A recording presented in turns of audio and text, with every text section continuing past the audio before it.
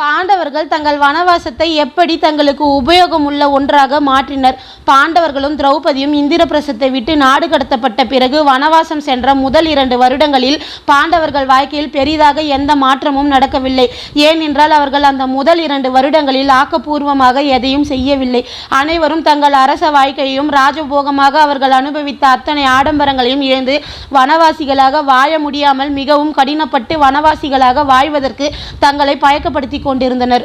ஒவ்வொருவரும் ஒவ்வொரு வழியில் தங்கள் மனதுக்கும் குணத்திற்கும் ஏற்றாற்போல் தங்களை அந்த கடினமான வாழ்க்கைக்கு வாழ பயக்கப்படுத்தி கொண்டிருந்தனர். பாண்டவ சகோதரர்கள் 5வருக்கும் வனவாசம் வந்த நாள் முதல் ஒரே ஒரு இலக்குத்தான் இருந்தது. அது பகடையாட்ட சபையில் திரௌபதிக்கு நடந்த அவமானத்திற்கு பழி தீர்க்க வேண்டும் என்பதுதான். அந்த பழிவாங்கல் உணர்ச்சி தான் பாண்டவர்களுக்கு கடினமான அந்த வனவாச வாழ்க்கையை வாழ மிக பெரிய உந்துதலாக இருந்தது. யுதிஷ்டிரன் தன் ராஜ்யம் பறிபோனதற்கும் தனது தம்பிகள் ராஜ வாழ்க்கையை ஏந்து தவித்துக் கொண்டிருப்பதற்கும் திரௌபதிக்கு அந்த அவமானம் நடந்தது என தங்கள் வாழ்க்கையில் நடந்த அனைத்து பயங்கரமான நிகழ்வுகளும் தான் ஆடிய பகடையாட்டத்தால் தான் நடந்தது என்பதும் தான் செய்த தவறால் தான் அத்தனையும் நிகழ்ந்தது என்பதையும் உணர்ந்து தனது தவறை நினைத்து வருந்தி கொண்டிருந்தார். அவர் மனதால் தன்னை ஒரு பிராமணனாக நினைத்து வாழ்ந்து முனிவர்கள் மற்றும் பிராமணர்களுடன் சேர்ந்து அதிகமான நேரத்தை செலவழித்தார்.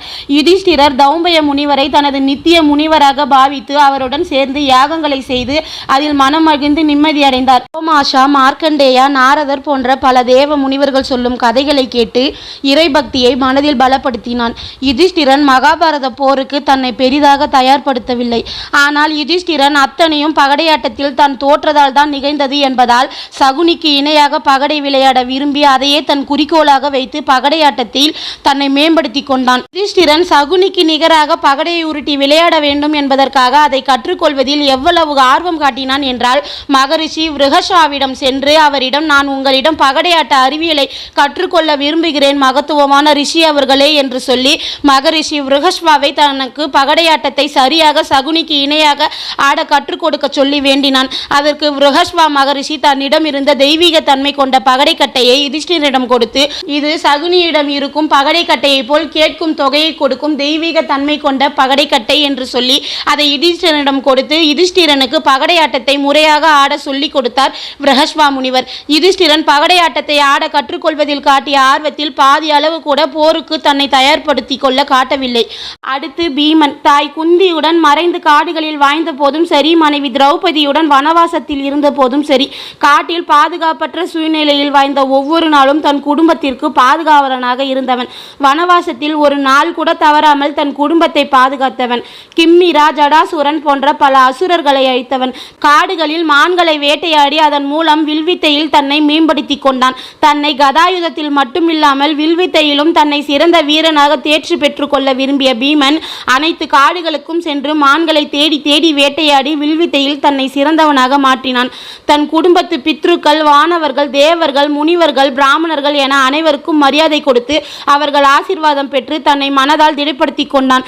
உண்மையில் பீமன் வனவாசத்தில் இருந்தபோது தன்னை உடலாலும் மனதாலும் போருக்கு தயார்படுத்தி கொண்டிருந்தான். அடுத்ததாக அர்ஜுனன். உண்மையை சொல்ல வேண்டும் என்றால் பாண்டவ சகோதரர்களில் தன்னை போருக்கு முழுமையாக தகுதிப்படுத்தி தயார்படுத்தி கொண்டவன் அர்ஜுனன் மட்டும்தான். அர்ஜுனன் பாசுபத கணையை வேண்டி மகாதேவர் சிவபெருமானை நினைத்து கடுமையாக தவம் புரிந்தான்.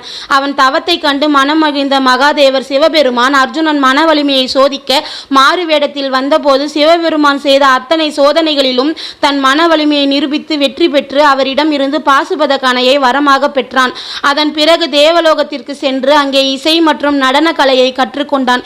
மேலும் ஊர்வசியிடம் இருந்து சாபத்தை பெற்று அந்த சாபம் இந்திர தேவனால் வரமாக மாற்றி அமைக்கப்பட்டது. பிறகு விராட பருவத்தில் சாபமாக கிடைத்த அந்த வரத்தை சரியாக பயன்படுத்தினான் அர்ஜுனன். சொர்க்கத்தில் இருந்த அனைத்து தேவர்களின் கணைகளை பற்றியும் தன் மனதை அலைப்பாய விடாமல் ஒரே நிலையில் வைத்து மிகுந்த பக்தியுடன் கணைகளுக்கு தேவையான மந்திரங்களையும் கற்றுக்கொண்டான். அர்ஜுனன் அனைத்து தேவர்களின் அனைத்து கலைகளை பற்றியும் மிகவும் குறைந்த நேரத்தில் கற்றுக்கொண்டதை பார்த்த இந்திர தேவன் அர்ஜுனனை, குரு வம்சத்தை நிலைநிறுத்த வந்திருப்பவனே, நீ மிகவும் கவனம் உள்ளவனாகவும் சாமர்த்தியசாலியாகவும் உண்மையானவனாகவும் இருக்கிறாய். ஐம்புலன்களையும் அடக்கியவனாய் பிராமணன்களின் பாதுகாவலனாய் இருக்கிறாய். ஆயுதங்களில் வல்லமை உள்ளவனாகவும் போர்க்குணம் உள்ளவனாகவும் இருக்கிறாய். ஆயுதங்களை பயன்படுத்துவதில் இருக்கும் 5 முறைகளையும் மிகவும் தெளிவாக கரைத்து படித்துள்ளாய். கணையை எப்படி வெளியேற்றுவது, அதை எப்படி திரும்ப பெறுதல், தேடுதல், மீண்டும் அதை வெளியேற்றி மீண்டும் எப்படி அதை திரும்ப பெற்று ஒன்றாக இணைப்பது என்ற 5 முறைகளையும் கற்றுத் தெரிந்த உன்னை யாராலும் வெல்ல முடியாது என்று பாராட்டினார். ஏனென்றால் அர்ஜுனன் நிவாத கவசர்களுடனும் காலகேயர்களுடனும் போரிட்டு அந்த 2 போர்களிலும் வெற்றியடைந்தான்.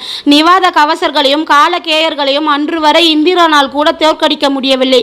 இத்தனை நாட்களாக எத்தனை போரில் நாம் அவர்களுடன் சண்டையிட்டிருக்கிறோம், நம்மால் அவர்களை தோற்கடிக்க முடியவில்லை. ஆனால் அர்ஜுனன் முதல் போரிலேயே அவர்களை வென்று விட்டானே என்று மனம் மகிழ்ந்து போய் இந்திர தேவர் அர்ஜுனனை இப்படி பாராட்டினார்.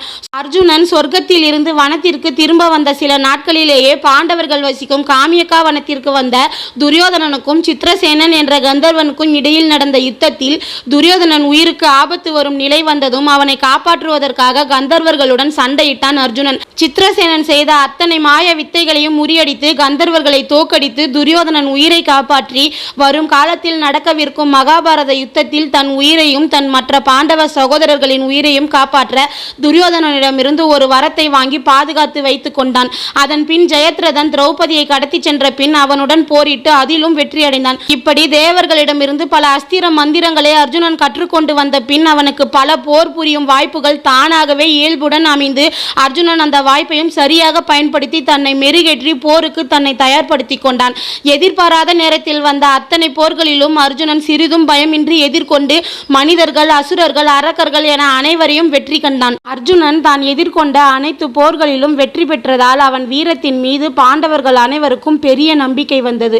வரும் காலத்தில் நடக்கவிருக்கும் போரில் நிச்சயம் நமக்கு அர்ஜுனன் வெற்றியை பெற்று தருவான் என்று மற்ற பாண்டவ சகோதரர்களும் திரௌபதியும் அர்ஜுனனையே முழுமையாக தங்கள் வெற்றிக்கு காரணமாக இருப்பான் என்று நம்பினர். சரியாக சொல்ல வேண்டும் என்றால் அர்ஜுனன் தெய்வீக கணைகளை பெறவும் அவற்றை கையாள்வதற்கான அறிவை அடையவும் தனது வனவாச காலத்தை சரியாக முழுமையாக பயன்படுத்தி கொண்டான். அடுத்ததாக நகுலனும் சகாதேவனும். இந்த இரட்டை சகோதரர்கள் தனிப்பட்டு எதையும் பெரிதாக செய்து தங்களை போருக்கு தயார்படுத்த முயற்சிக்கவில்லை. அவர்கள் அண்ணன் அர்ஜுனன் காண்டிபத்தை வைத்து பயன்படுத்தும் வித்தையை பார்த்து ஈர்ப்பு கொண்டு அவர்களும் பீமனுடன் சேர்ந்து மான்களை வேட்டையாடி வில்வித்தையில் பயிற்சி செய்து போருக்கு தங்களை தயார்படுத்தி கொண்டனர். இன்னும் தெளிவாக சொல்ல வேண்டும் என்றால் நகுலனும் சகாதேவனும் தங்கள் மூத்த சகோதரர்களான பீமன் மற்றும் அர்ஜுனன் பாதையை பின்பற்றியே தங்களை போருக்கு தயார்படுத்தி கொண்டனர். அடுத்ததாக பாஞ்சாலி. பஞ்சபூதங்களையும் அடக்கி வைக்கும் சக்தியை போல் செயல்பட்டு பாண்டவர்கள் ஐவரும் அவர்கள் இழந்த பெருமையும் மரியாதையும் மீட்டெடுப்பதற்காக அவர்களின் குறிக்கோளில் இருந்து அவர்கள் மனம் சிதறாமல் செயல்பட பாண்டவர்களுக்கு பெரிய பலமாக இருந்து அவர்கள் வெற்றிக்கு உறுதுணையாக இருந்தால் பாண்டவர்கள் அனுபவித்த கடினமான பயணத்தில் ஒரு நொடி கூட அவர்களை விட்டு விலகாமல் அவர்களுக்கு துணையாக இருந்தால் பாண்டவர்களாவது தங்கள் சிறு வயதில் தன் தாய் தந்தையருடன் சேர்ந்து வன வாழ்க்கை எப்படி இருக்கும் என்று வாழ்ந்து பார்த்துள்ளனர். ஆனால் திரௌபதி ஒரு நாள் கூட கடினமான வாழ்க்கையை வாழ்ந்ததில்லை. இருந்தும் துறவு வாழ்க்கையை அவள் எவ்வளவு எளிதாக கையாண்டு வாழ்ந்து விட்டால் பார்த்தையா என்று துரியோதனனே திரௌபதி துறவு வாழ்க்கை மேற்கொள்ளும் விதத்தை பார்த்து அவளை பெருமையாக பேசியுள்ளான். அர்ஜுனன் தெய்வீக கணைகளை பெற வேண்டும் என்பதற்காக பல புண்ணிய தலங்களுக்கு சென்று கடுமையான வேண்டுதல்களை செய்து அர்ஜுனன் தெய்வீக கணைகளை பெறுவதற்கும் உதவியாக இருந்தால். இப்படித்தான் பாண்டவர்கள் தங்களது வனவாசத்தை போருக்கு உபயோகம் உள்ளதாக மாற்றிக்கொண்டு வாழ்ந்தனர். இது போல சுவாரஸ்யமான தகவலை தெரிஞ்சுக்கணும்னு ஆசைப்பட்டீங்கன்னா என்னோட சேனலை சப்ஸ்கிரைப் பண்ணுங்க ஃப்ரெண்ட்ஸ்.